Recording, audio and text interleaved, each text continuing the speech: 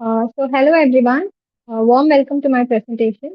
I'm Swathikka, a PhD scholar at the School of Planning and Architecture, Vijayawada. Also, I'm working as a junior research officer in Amrit Center of Urban Planning for Capacity Building at SCA Vijayawada. So today, I'll be presenting my research titled Urban Livability and its De-Linkages with Climatic Stress, the case of degradation of urban blue infrastructure in Bangalore. So, this study it examines how the degradation of lakes and wetlands in Bangalore is directly linked with increasing heat stress and urban flooding.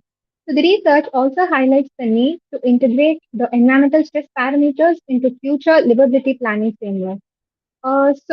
Bangalore is one of the fastest growing metropolitan cities in India, as we all know, and while it continues to grow economically, its ecological systems are also rapidly declining. Bangalore was historically known as the Garden City because of its extensive green spaces and interconnected lake systems. Earlier, the city had more than 1,400 lakes and wetlands, which acted as natural ecological buffers. For example, these lakes they played multiple environmental roles like groundwater recharge, flood mitigation, stormwater recharge, and temperature regulation. However, due to rapid urbanization and infrastructure expansion, they have drastically transformed the city. So the statistics here they show that there's a major reduction in wetlands and the water storage capacity over time. At the same time, the built-up surfaces have also increased rapidly. So this transformation has weakened the city's ability to naturally manage the climatic stress. So this slide it introduces the growing climate vulnerability of Bangalore due to rapid urbanization and degradation of blue infrastructure. So here on the left side we can see the rainfall deviation graphs show the flood-prone years which experience major departures from normal rainfall patterns. Also at the center we can see the newspaper reports highlight the recurring annual flood situation in Bangalore where the roads become inundated and the urban mobility is severely disrupted. And here on the right, we can see the temperature graphs, which indicate a steady increase in the average temperature over the years. So this slide establishes the core issue of the city that degradation of urban blue infrastructure is directly contributing to the increasing flood risk and thermal stress in Bangalore.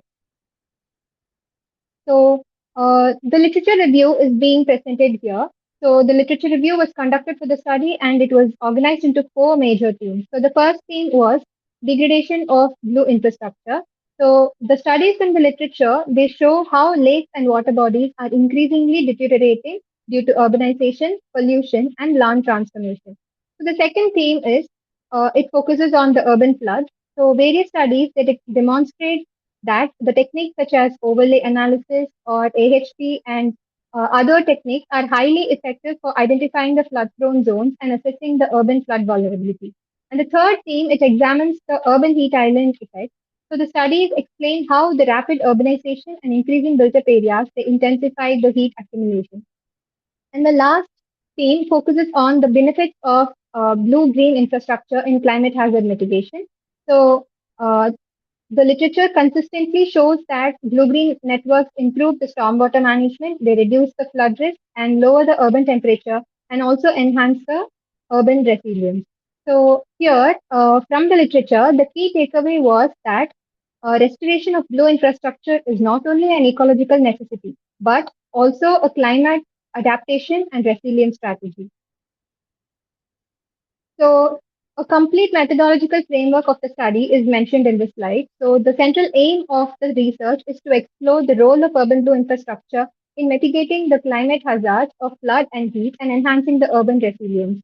So, to achieve this aim, there were five objectives which were framed, and the objectives they majorly focused on studying the transformation of urban blue infrastructure and then identifying the climate risk zones, specifically the heat and the flood risk zones within the city and analyzing the spatial overlap between the heat stress zone, flood prone zones, and the urban blue transformation index to identify the critical pockets of vulnerability. And finally, proposing the planning interventions for deteriorating blue infrastructure areas to reduce the climatic hazards. So, for the analysis, various environmental indicators were selected, and these indicators were analyzed using the weighted overlay technique. So, the final outputs include delineation of flood prone zones, heat stress zones, criticality mapping, and spatial autocorrelation assessment. So the study area selected is the BBMP region of Bangalore, and the water bodies mapped here, they illustrate the spatial distribution of the lake across Bangalore and their relationship with the urban fabric.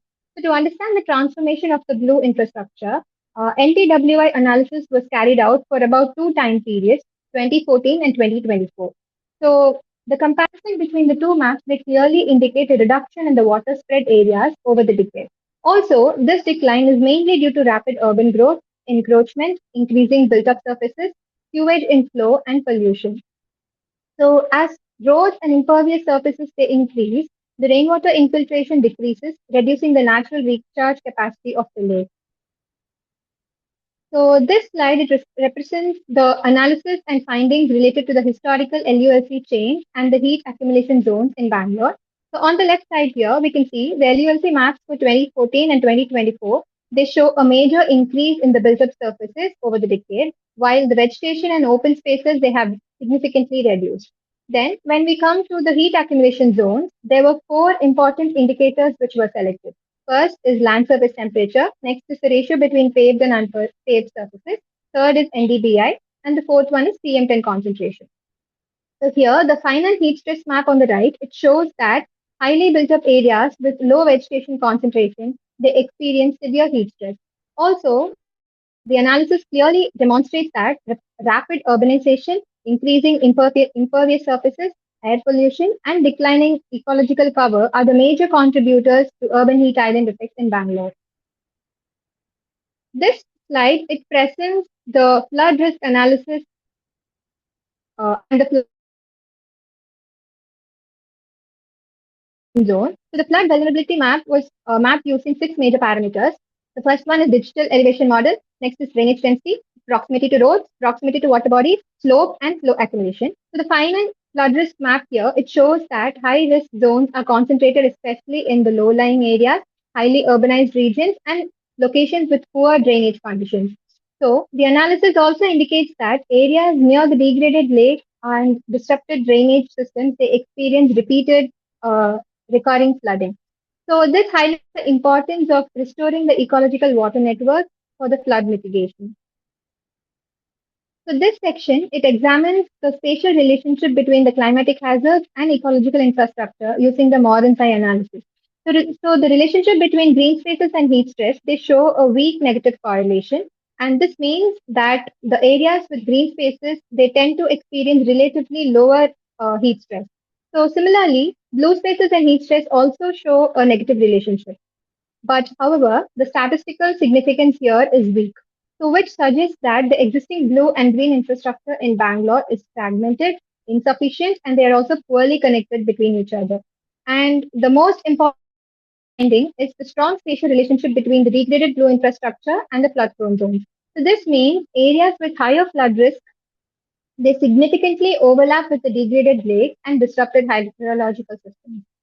So, this finding provides strong evidence that ecological degradation directly contributes to the climate vulnerability. So, this slide presents the comprehensive criticality map. So, the map integrates into four major layers. First is heat stress, next flood risk, then green concentration infrastructure, and then the blue infrastructure concentration. So, by overlaying all these parameters, the study identifies the most environmentally vulnerable areas in the city. So here we can see Bellandur Lake emerges as one of the most critical zones. So the area simultaneously experiences high flood vulnerability, severe heat stress, and extensive ecological degradation as well. So this makes Bellandur an ideal priority area for resilience-based intervention and ecological restoration. So here, this section, it discusses the disconnect between existing livability frameworks and climatic realities. So the current frameworks such as livability, index, which was developed by the Economics Intelligence Unit, and the Ease of Living Index by the Government of India, they primarily focus on infrastructure, transport, healthcare, and socio-economic indicators. On the contrary, environmental stress indicators such as flood vulnerability or heat stress, ecological degradation, they are not much represented. So, as a result, a city may rank highly in livability while simultaneously facing severe climatic stress. So Bangalore clearly represents this contradiction. So Similar to Bangalore, another evidence of climatic stress in Indian metropolitan cities can be seen in Chennai as well. So this slide highlights how Chennai is increasingly facing multiple climate-related challenges like floods, heat stress, and cyclones, which directly affect the urban livability. So on the left, we can see the slide presents the Chennai floods and the increasing frequency of cyclones and the extreme rainfall events. And it also shows that Chennai is facing land subsidence along with the rising sea levels. And here we can see the temperature map and the graphs highlighting the rising urban heat stress as well.